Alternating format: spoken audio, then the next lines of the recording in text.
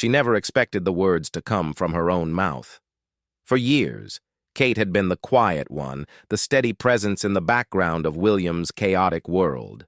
She had learned to bite her tongue, to smile when the cameras flashed, to pretend that the long silences and the late nights didn't carve little pieces out of her heart.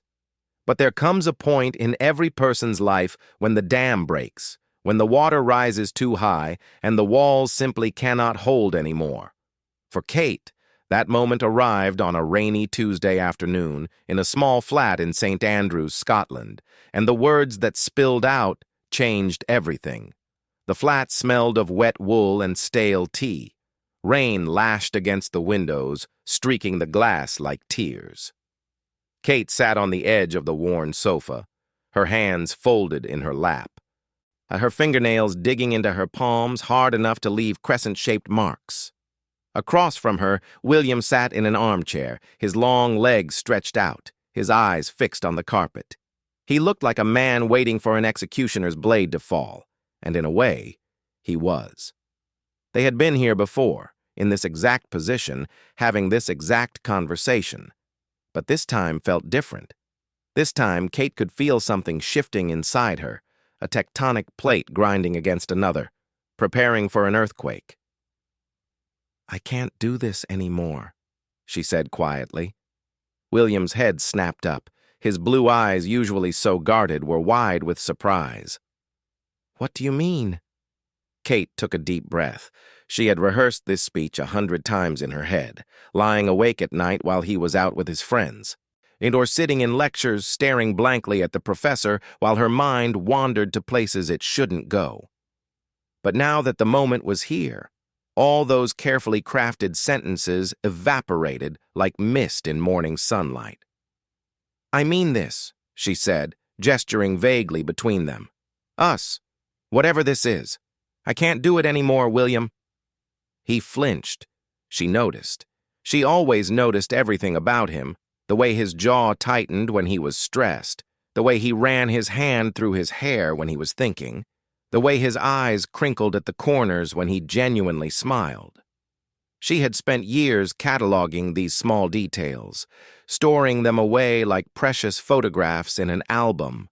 And now she was going to have to burn the whole collection. "Is there someone else?" he asked, and the question was so absurd, so utterly wrong, that Kate almost laughed. "Someone else?" she repeated.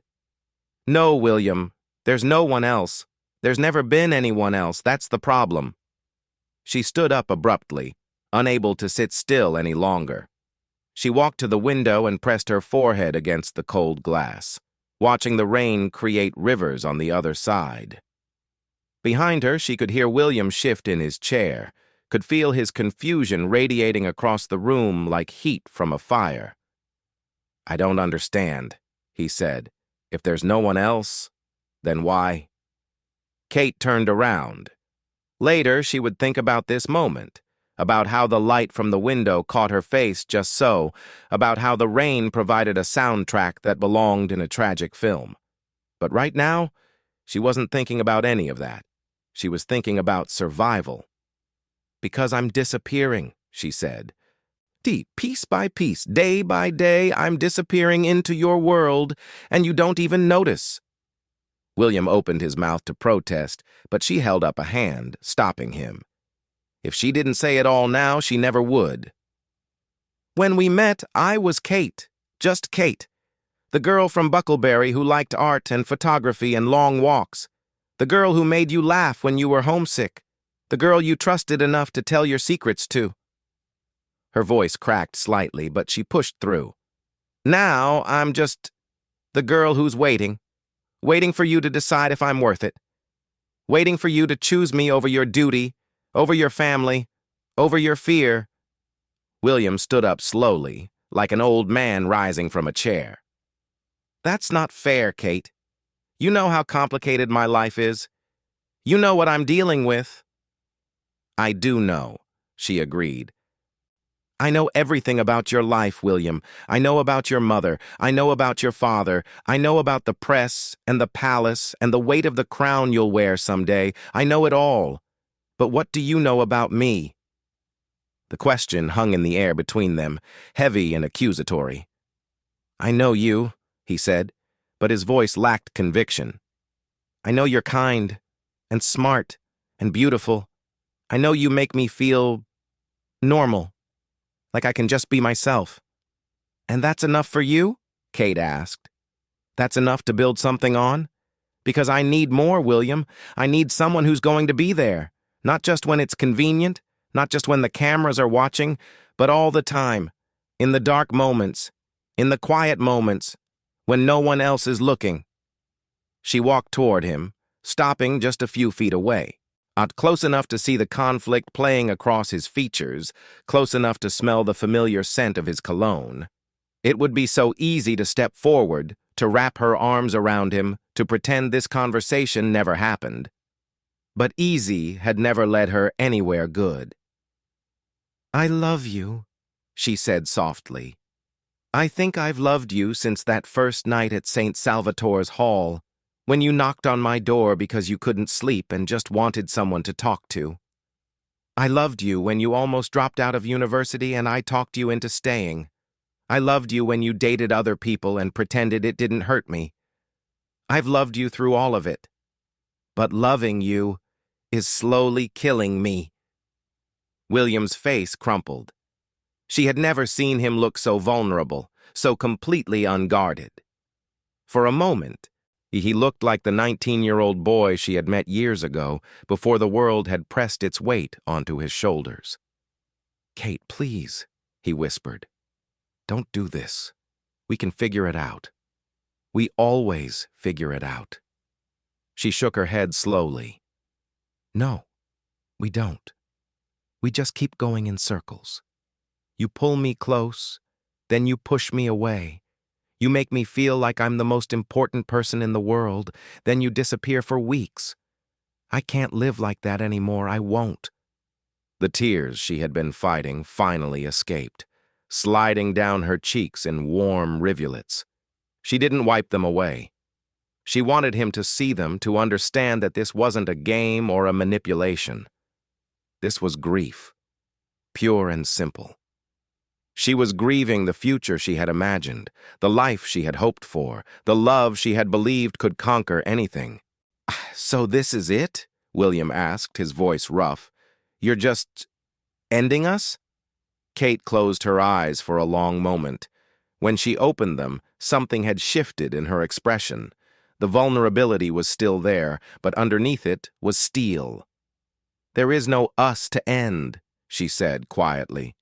"There's just me, waiting for you to decide if you want there to be an us. And I'm done waiting. I'm done being the one who always compromises, who always understands, who always waits patiently on the sidelines while you figure out what you want." She picked up her coat from the back of the chair and slipped it on.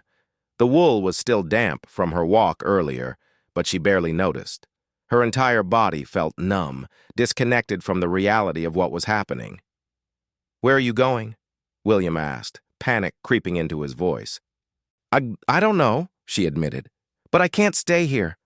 I can't be in this flat, in this city, pretending everything is fine when it's not. I need to breathe. I need to remember who I am without you." She walked to the door and placed her hand on the handle. For a heartbeat she paused, her back still to him. Part of her screamed to turn around, to run into his arms, to forget this whole terrible conversation.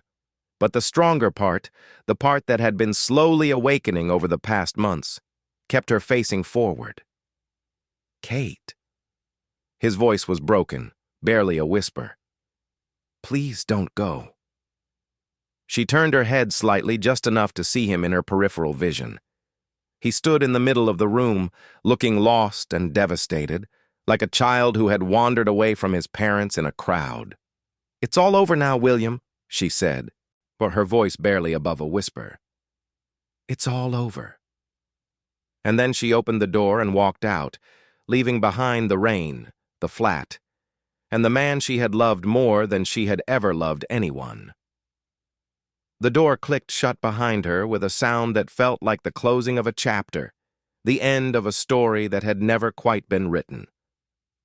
The hallway was dim and cold. Kate leaned against the wall for a moment, her legs threatening to give out beneath her.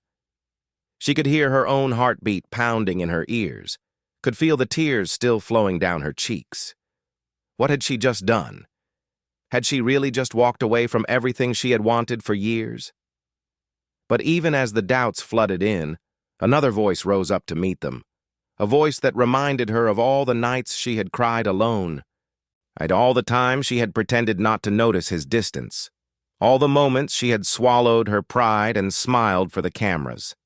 That voice was quiet, but it was steady, and it told her that she had done the right thing. Outside, the rain had softened to a drizzle. Kate walked without direction, letting her feet carry her wherever they wanted to go. The streets of St. Andrews were nearly empty, the few pedestrians hurrying past with umbrellas and averted eyes. No one recognized her. To them, she was just another student, another young woman with her own private sorrows. She found herself at the pier, standing at the edge where the stone met the sea. The water was gray and choppy, matching the sky above. She stood there for a long time, letting the wind whip her hair around her face, letting the cold seep into her bones, and it felt like penance, like punishment for the sin of finally choosing herself. Back in the flat, William stood exactly where she had left him. The silence pressed in on all sides, heavier than it had ever been before. He looked around the room, their room, really, even if they had never officially shared it, and saw it with new eyes. Her books stacked neatly on the shelf, her favorite mug sitting on the kitchen counter, a photograph of the two of them at a university party, laughing at something he couldn't remember. He thought about what she had said, about disappearing, about waiting, about loving him while he kept her at arm's length. And for the first time, he really heard it. Not as criticism, but as truth. His phone buzzed in his pocket. He pulled it out and looked at the screen. A message from his father, checking in. A message from his private secretary, reminding him of an engagement next week. A message from a friend, inviting him out for drinks. He stuffed the phone back in his pocket without responding. Right now, none of that mattered. Right now, all he could think about was the look on Kate's face when she had said those final words. It's all over now. But as he stood there in the gathering darkness, watching the rain slide down the windows, William realized something that would take him months to fully understand. It wasn't over. It was just beginning. And the quiet words Kate had spoken would echo in his heart for the rest of his life, slowly reshaping everything he thought he knew about love, about sacrifice, and about the woman he had been too blind to truly see. And the weeks that followed were a blur of gray days and sleepless nights for both of them. Kate threw herself into her studies with a ferocity that surprised even her. She spent hours in the library, poring over art history texts until her eyes burned. She went on long walks along the coast, photographing the changing light on the water, searching for beauty in a world that suddenly seemed muted and dull. She didn't tell anyone what had happened. Her mother called, concerned by the distance in her daughter's voice. But Kate deflected with vague comments about exams and stress. Her friends noticed that she no longer mentioned William's name, no longer lit up when talk turned to the handsome prince and his circle. But they knew better than to ask. Some things, they understood, were too painful to discuss. At night, alone in her small room, Kate allowed herself to grieve. She cried into her pillow, muffling the sounds so no one would hear. She replayed every moment of their relationship, looking for signs she had missed, clues that should have told her this was coming. But the truth was, there were no signs. There was only the slow erosion of self that happened when you loved someone who couldn't quite love you back the way you needed. She thought about calling him. 100 times, she picked up her phone and stared at his name in her contacts. 100 times. She put it back down. Because she knew that one conversation would undo all the progress she had made. One moment of weakness would send her spiraling back into the orbit she had fought so hard to escape. For William, the weeks were no easier. He went through the motions of university life, attending lectures, and meeting with friends, fulfilling his obligations, but his mind was elsewhere. He found himself looking for Kate in crowds, hoping for a glimpse of her familiar face. He caught himself walking past buildings where they had shared coffee or conversation, half expecting her to appear. His friends noticed the change. They asked if he was okay, if something had happened between him and Kate. He brushed them off with vague answers and forced smiles. But inside, he was wrestling with demons he had never faced before. The truth was, Kate had been right. He had taken her for granted. He had assumed she would always be there, always waiting, always understanding. He had been so consumed by his own struggles, the weight of his mother's legacy, the pressure of his future role, on the constant scrutiny of the press, that he had failed to see that she had struggles too, that she needed him just as much as he needed her. One night, unable to sleep, he sat at his desk and wrote her a letter. Not an email or a text, but a real letter, on real paper, with a pen that scratched and sputtered. He wrote about everything he hadn't been able to say in that rainy flat. He wrote about his fear of commitment, his terror of repeating his parents' mistakes, his desperate hope that he could somehow be worthy of her love. He wrote about the way she made him feel seen, truly seen, for the first time since his mother died. When he finished, he sealed the envelope and addressed it to her. But he didn't send it. It sat on his desk for days, a silent testament to everything he couldn't say aloud. Meanwhile, Kate was slowly putting herself back together. It happened in small increments. A morning when she woke up and didn't immediately feel the weight of loss pressing on her chest.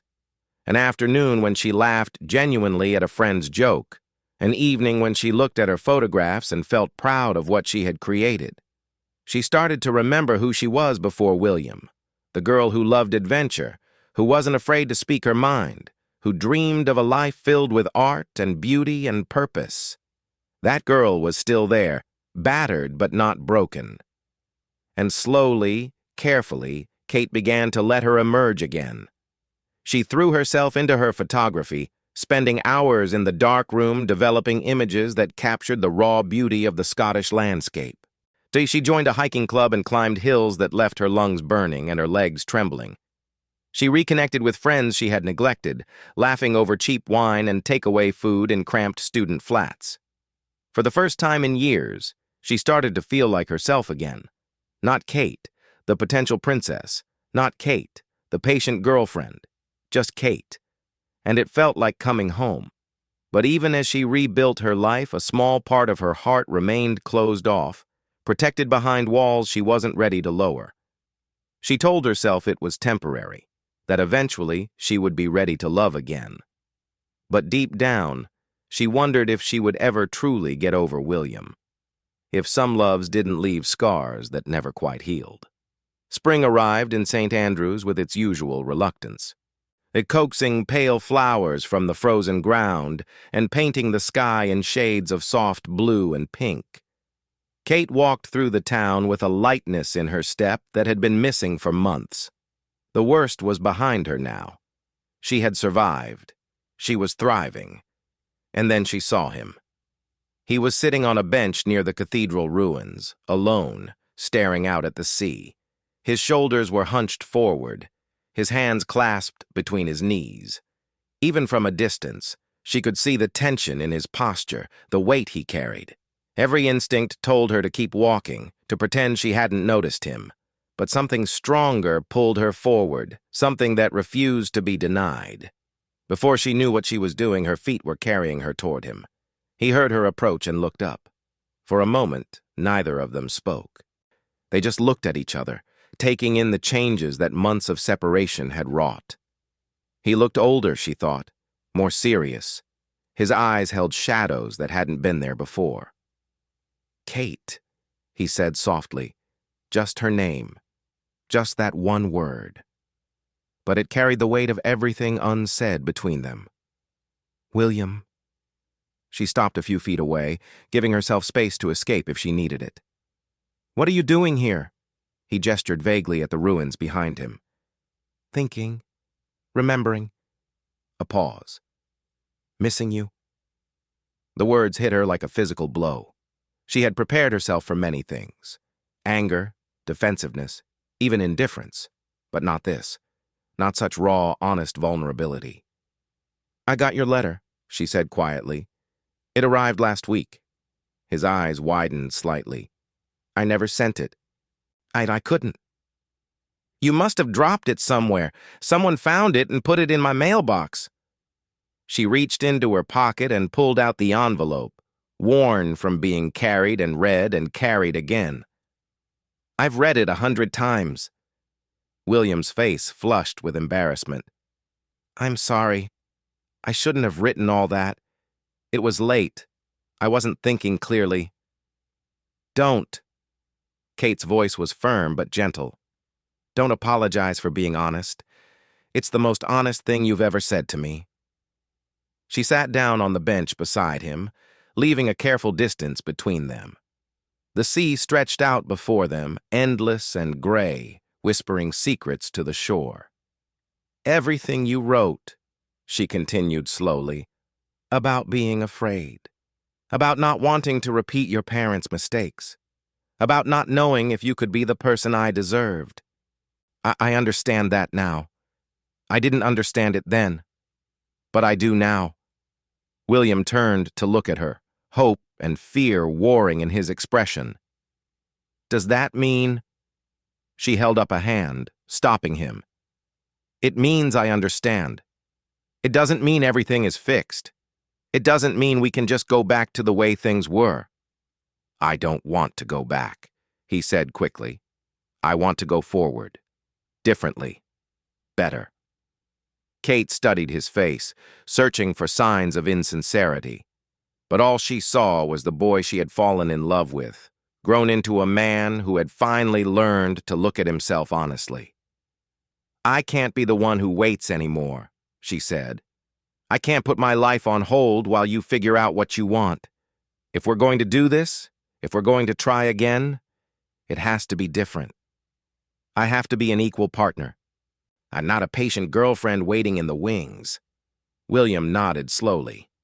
I know. I've had a lot of time to think, Kate, too much time, and I've realized that I was so afraid of losing myself in a relationship that I lost the best thing that ever happened to me. He reached out and took her hand, gently, giving her the opportunity to pull away. She didn't. I'm not afraid anymore. Or maybe I am, but I'm more afraid of living without you. The tears came then, for both of them. They sat on that bench as the sun began to set, painting the sky in shades of gold and rose, and they talked. Really talked. About everything they had held back, everything they had been too proud or too scared to say. They talked until their voices grew hoarse and the stars began to appear overhead. When they finally stood up, chilled by the evening air, something had shifted between them. Not a resolution, not a promise, but a possibility. A door that had been slammed shut now stood slightly ajar. I'm not asking you to come back, William said as they walked toward the town. I'm asking you to let me prove that I can be the person you deserve, however long it takes. Kate stopped walking and faced him. The lights of St. Andrew's glowed behind her, soft and warm. I'm not the same person I was before, she said. I'm stronger now, more sure of what I need. If we do this, it won't be like before. I won't disappear into your world. I wouldn't want you to, he replied. I want you exactly as you are. Not smaller, not quieter, not more convenient, just you. She smiled then, the first real smile she had given him in months. Yes, it lit up her face and made something in his chest loosen that had been tight for far too long. Okay, she said softly. Let's try, slowly, carefully, one day at a time. They walked back into town together, not touching, but close enough to feel each other's presence.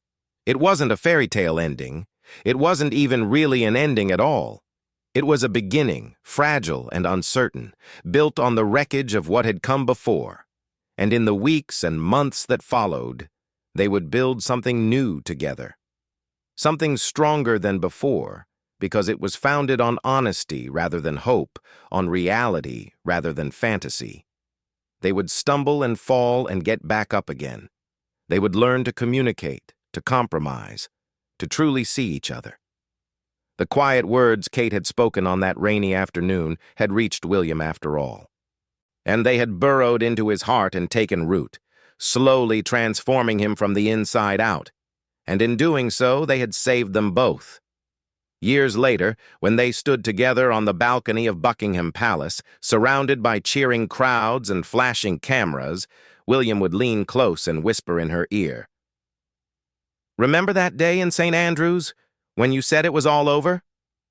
Kate nodded, smiling at the memory. "I remember." "It wasn't over," he said softly.